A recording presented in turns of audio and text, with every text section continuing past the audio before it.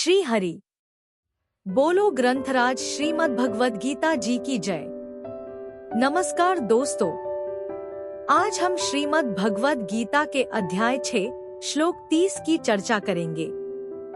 इस श्लोक में श्री कृष्ण हमें बताते हैं कि जो व्यक्ति योग द्वारा ईश्वर को हर जगह देखता है और हर प्राणी में ईश्वर को अनुभव करता है, वह सच्चा योगी है।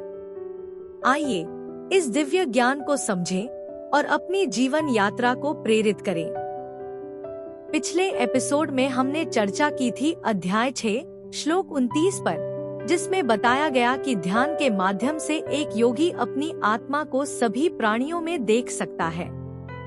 आज के श्लोक में श्री कृष्ण अर्जुन को यह बताते हैं कि जो व्यक्ति ईश्वर को हर स्थान पर देखता है और हर प्राणी में ईश्वर को देखता है, वह न कभी ईश्वर से दूर होता है और न ईश्वर उससे। श्री परमात्मने नमः। गीता सुगीता कर्तव्या किमन्यः शास्त्र विस्तरया या स्वयं पद्मनाभस्य मुख पद्माद्विनयः श्रिता। अथ ध्यानम्। शांताकारं भुजग शयनं पद्मनाभं सुरेशं विश्व आधारं गगन सदृशं मेघवर्णं शुभांगम। लक्ष्मीकांत कमल नयन योगिभिः ध्यान गम्यम वंदे विष्णु भव भयहरम सर्व लोकैकनाथम। यम ब्रह्मा वरुणेन्द्र रुद्रमृतः स्तुन्वन्ति दिव्यैः स्तवैर्वेदैः सांग पद क्रमोपनिषदे गायन्ति यं सामगाः। ध्यान अवस्थित तद्गतेन मनसा पश्यन्ति य योगिनो यस्यान्तं न विदुः सुर असुरगणा देवाय तस्मै नमः। वसुदेव सुतं देव कंस चाणूरमर्दनम। देवकी परमानंदम कृष्ण वंदे जगद्गुरुम। भगवत गीता अध्याय 6 श्लोक 30। सर्वत्र भगवत दर्शन का फल। श्लोक 30। यो मा पश्यति सर्वत्र सर्वं च मयि पश्यति तस्याहं न प्रणश्यामि स च मे न प्रणश्यति। उच्चारण की विधि यह माम पश्यति सर्वत्र सर्वं च मयि पश्यति तस्य अहं न प्रणश्यामि सः च मे न प्रणश्यति। 30।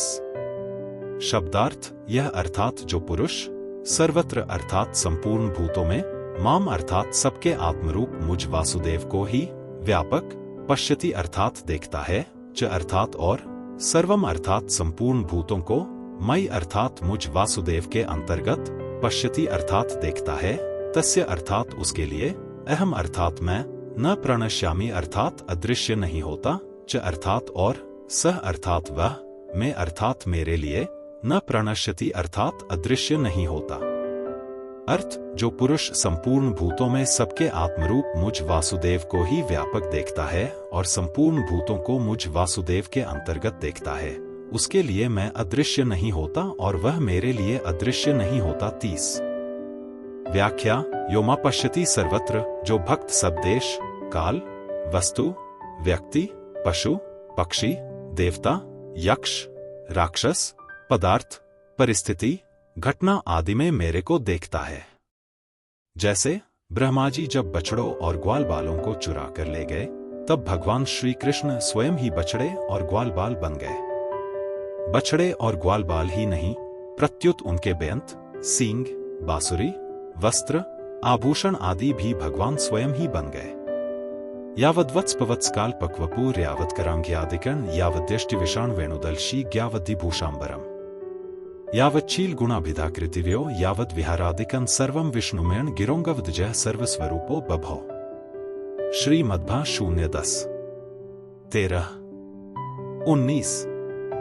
वे बालक और बछड़े संख्या में जितने थे, जितने छोटे छोटे उनके शरीर थे, उनके हाथ पैर आदि जैसे जैसे थे, उनके पास जितनी और जैसी छड़ियां, सींग, बांसुरी, पत्ते और छींके थे, जैसे और जितने वस्त्राभूषण थे, उनके शील, स्वभाव, गुण, नाम, रूप और अवस्थाएं जैसी थीं, जिस प्रकार वे खाते पीते, चलते आदि थे, ठीक वैसे ही और उतने ही रूपों में सर्वस्वरूप भगवान श्री कृष्ण प्रकट हो गए। उस समय यह संपूर्ण जगत विष्णु रूप है, यह वेदवाणी मानव मूर्तिमती होकर प्रकट हो गई। यह लीला 1 वर्ष तक चलती रही, पर किसी को इसका पता नहीं चला। बछड़ों में से कई बछड़े तो केवल दूध ही पीने वाले थे। इसलिए वे घर पर ही रहते थे और बड़े बछड़ों को भगवान श्री कृष्ण अपने साथ वन में ले जाते थे। एक दिन दाऊ दादा बलराम जी ने देखा कि छोटे बछड़ों वाली गाय भी अपने पहले के बड़े बछड़ों को देखकर उनको दूध पिलाने के लिए हुंकार मारती हुई दौड़ पड़ी। बड़े गोपों ने उन गायों को बहुत रोका, पर वे रुकी नहीं। इससे गोपों को उन गायों पर बहुत गुस्सा आ गया। परंतु जब उन्होंने अपने अपने बालकों को देखा, तब उनका गुस्सा शांत हो गया और स्नेह उमड़ पड़ा। वे बालकों को हृदय से लगाने लगे, उनका माथा सूंघने लगे। इस लीला को देखकर दाऊ दादा ने सोचा कि यह क्या बात है। उन्होंने ध्यान लगाकर देखा तो उनको बछड़ों और ग्वाल बालों के रूप में भगवान श्री कृष्ण ही दिखाई दिए। ऐसे ही भगवान का सिद्ध भक्त सब जगह भगवान को ही देखता है, अर्थात उसकी दृष्टि में भगवत सत्ता के सिवाय दूसरी किंचन मात्र भी सत्ता नहीं रहती। सर्वम च मयि पश्यति, और जो भक्त देश, काल, वस्तु, व्यक्ति, घटना, परिस्थिति आदि को मेरे ही अंतर्गत देखता है। जैसे गीता का उपदेश देते समय अर्जुन के द्वारा प्रार्थना करने पर भगवान अपना विश्व रूप दिखाते हुए कहते हैं कि चराचर सारे संसार को मेरे एक अंश में स्थित देख, यह कस्थन जगत कृत्स्नम पश्याद्य सचराचरम मम देह। 11:7 तो अर्जुन भी कहते हैं कि मैं आपके शरीर में संपूर्ण प्राणियों को देख रहा हूं। पश्यामि देवांस्तव देव देह सर्वांस्तथा भूत विशेष संघान। 11:15 संजय ने भी कहा कि अर्जुन ने भगवान के शरीर में सारे संसार को देखा, तत्रैकस्थं जगत्कृत्स्न प्रविभक्तम निकथा।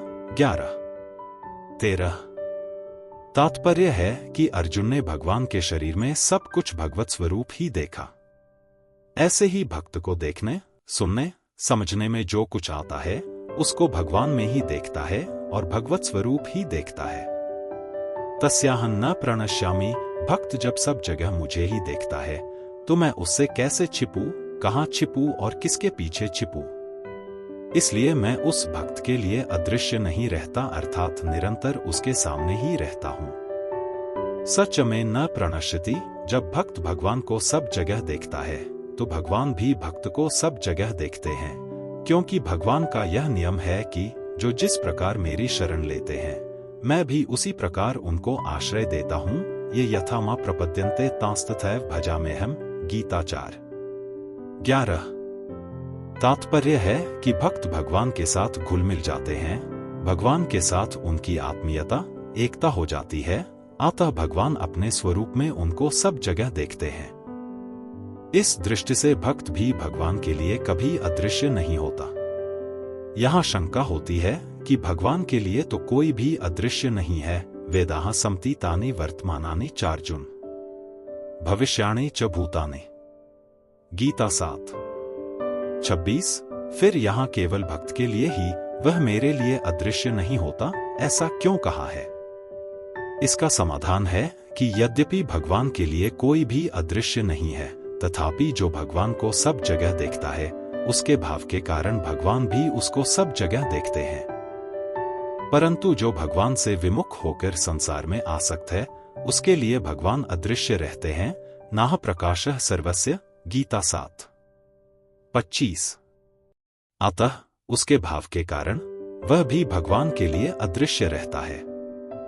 जितने अंश में उसका भगवान के प्रति भाव नहीं है उतने अंश में वह भगवान के लिए अदृश्य रहता है।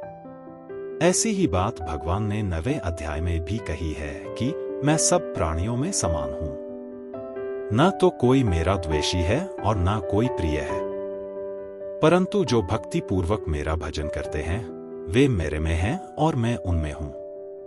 परिशिष्ट भाव पूर्व श्लोक में आत्मज्ञान की बात कहकर अब भगवान परमात्म ज्ञान की बात कहते हैं।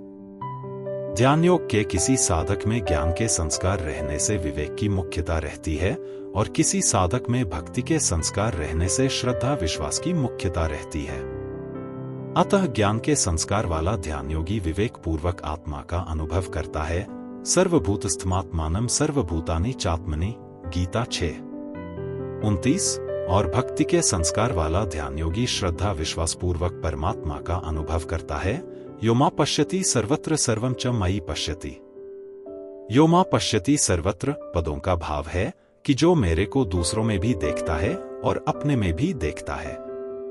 सर्वम च मयि पश्यति पदों का भाव है कि जो दूसरों को भी मेरे में देखता है और अपने को भी मेरे में देखता है। जैसे सब जगह बर्फ ही बर्फ पड़ी हो तो बर्फ कैसे छिपेगी? बर्फ के पीछे बर्फ रखने पर भी बर्फ ही दिखेगी। ऐसे ही जब सब रूपों में एक भगवान ही हैं, तो फिर वे कैसे छिपें, कहां छिपें और किसके पीछे छिपें? क्योंकि एक परमात्मा के सिवाय दूसरी सत्ता है ही नहीं। परमात्मा में शरीर और शरीरी, सत और असत, जड़ और चेतन, ईश्वर और जगत, सगुण और निर्गुण, साकार और निराकार आदि कोई विभाग है ही नहीं। उस एक में ही अनेक विभाग हैं और अनेक विभागों में वह एक ही है। वह विवेक विचार का विषय नहीं है, प्रत्युत श्रद्धा विश्वास का विषय है। अतः सब कुछ परमात्मा ही है, इसको साधक श्रद्धा विश्वास पूर्वक मान ले, स्वीकार कर ले। दृढ़ता से मानने पर फिर वैसा ही अनुभव हो जाएगा। साधक पहले परमात्मा को दूर देखता है, फिर नजदीक देखता है, फिर अपने में देखता है और फिर केवल परमात्मा को ही देखता है। कर्मयोगी परमात्मा को नजदीक देखता है, ज्ञानयोगी परमात्मा को अपने में देखता है और भक्तियोगी सब जगह परमात्मा को ही देखता है। संबंधक भगवान ध्यान करने वाले सिद्ध भक्तियोगी के लक्षण बताते हैं। कल के एपिसोड में हम चर्चा करेंगे अध्याय 6 श्लोक 31 की, जिसमें श्री कृष्ण बताते हैं कि ईश्वर के प्रति भक्ति रखने वाला व्यक्ति कैसे सभी प्राणियों के कल्याण में आनंद पाता है। आपका हमारे साथ जुड़े रहने के लिए धन्यवाद। यदि यह श्लोक आपके जीवन में कोई प्रेरणा देता है तो हमें कमेंट में जरूर बताएं। हमारे चैनल को सब्सक्राइब करें और इस ज्ञान को अपने प्रियजनों के साथ शेयर करें। दोस्तों, आज का श्लोक आपको कैसा लगा? क्या आप भी ये मानते हैं कि भगवद गीता सिर्फ एक ग्रंथ नहीं, बल्कि जीवन जीने का एक पूरा नक्शा है? अगर हाँ, तो इस वीडियो को लाइक और शेयर करके अपनी सहमति जरूर बताएं। याद रखें, हर समस्या का समाधान हमारे भीतर ही है। भगवद गीता का ज्ञान हमें यह सिखाता है कि हम कैसे अपने भीतर की शक्ति को पहचान सकते हैं और अपने जीवन को सफल बना सकते हैं। कल मिलते हैं एक और रोमांचक श्लोक के साथ। तब तक के लिए अपना ध्यान रखें और भगवद गीता की सीख को अपने जीवन में उतारते रहें। बोलो ग्रंथराज श्रीमद् भगवद गीता जी की जय। जय श्री कृष्ण।